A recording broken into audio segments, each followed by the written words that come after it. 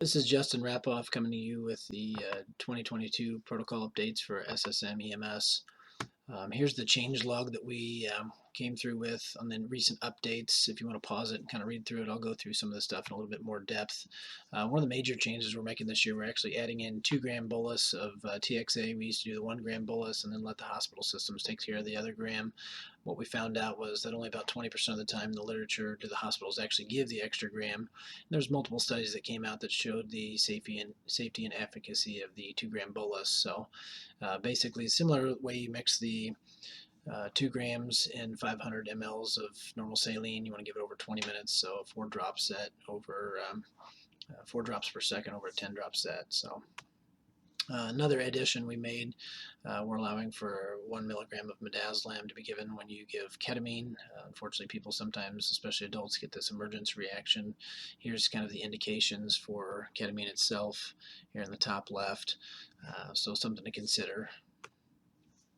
We'd also added in what we consider the dirty epi for the post-resuscitation. This is a snippet of your post-resuscitation protocols. So basically what you're going to do is add 1 milligram in 250 mLs of normal saline. When you use the micro drip set, you have basically 1 drop every 2 seconds, and you're giving this for hypotension, bradycardia, that kind of stuff, in the post-resuscitation ROSC type of scenario. So another tool in the tool bag. We did add in the kind of height weight chart for intubation. Most standard adults fit kind of in the normal sizes, but if you've got somebody that's very small, very tall, or bigger, this is something we typically use 5 to 7 mLs per kg. So this is just a quick reference chart. You'll find this in the appendix. We'll go a little bit more rapid fire here too. We increased the atropine from 0.5 to 1 milligram based off the AHA guidelines. We did add in and updated our discontinuation of pre-hospital resuscitation policy. We basically just changed the verbiage to say that you may contact medical control. I don't think it's going to change anything what anybody's doing, but we made the verbiage a little bit more straightforward, less ambiguous. We also added in that we can accept a copy of the DNR, and we find most of the nursing homes, they don't actually have the original copy of the DNR, so the original copy should be purple in the state of Missouri, but we're okay with a copy, and certainly there's no catch-all I can make for all of the scenarios that we run with DNRs, because I've seen and heard them all. But this should have a little bit larger catchment area for our teams. And then, of course, we've added last year that the mid-axillary mid-axillary line for the chest decompressions is basically your spot to go for the if you're concerned about a tension pneumothorax. So you're going to go between the 4th and 5th intercostal rib. This is somewhere around the nipple line. And you want to go over the top of the rib.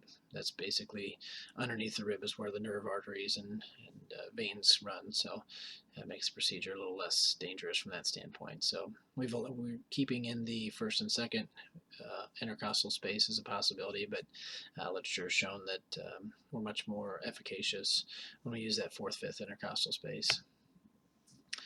We did update our emancipation high-risk refusals.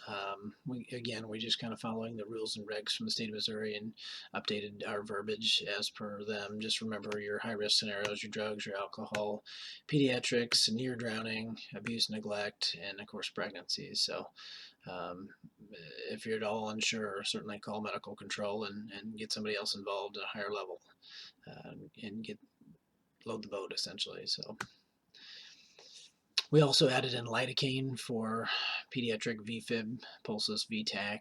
There's a pretty good study a couple of years back, the ProCameo study, that showed lidocaine was just as efficacious and possibly slightly more in these type of scenarios. Lidocaine, of course, is your sodium channel blockers, where amiodarone's, I consider it kind of more the nuclear bomb. It's got, there are 4 different type of categories of anti-arrhythmics, and this one not only has sodium channel blocking capabilities, it also has properties that act like a calcium channel blocker, act like a beta blocker, and act like some of the other anti-arrhythmics on the market. So again, it's kind of the nuclear bomb in that scenario.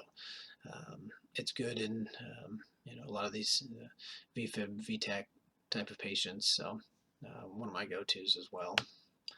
One thing I wanted to talk about, and I can see even after we've run this slide, it's still a bit ambiguous, but I kind of want to go through my own personal tree for COPD asthma type scenarios. Typically what I'll start with first is give them an albuterol nebulizer, maybe potentially I'll put 1A over here with the duo neb essentially. My second line is I'll typically look for the steroids, and then potentially third we'll go with the magnesium. Um, if I've got somebody that's still really sick past that, kind of 4A, 4B would be the terbutaline, and then you're getting at your CPAP or BiPAP procedure at the same time. And then, of course, when you get further down the line, the ketamine, I guess that's 5, and then the epinephrine are typically, the way I've got this structured, and I think I probably need to restructure it in my own um, for the 2023 protocols. It doesn't look exactly the kind of the way that a lot of people practice, and I just wanted to kind of run through it because it's something I've seen a handful of times that we're using a little bit different order than what typically is done. So certainly, if you have any questions or concerns, please let us know. But be safe out there. Thanks, guys.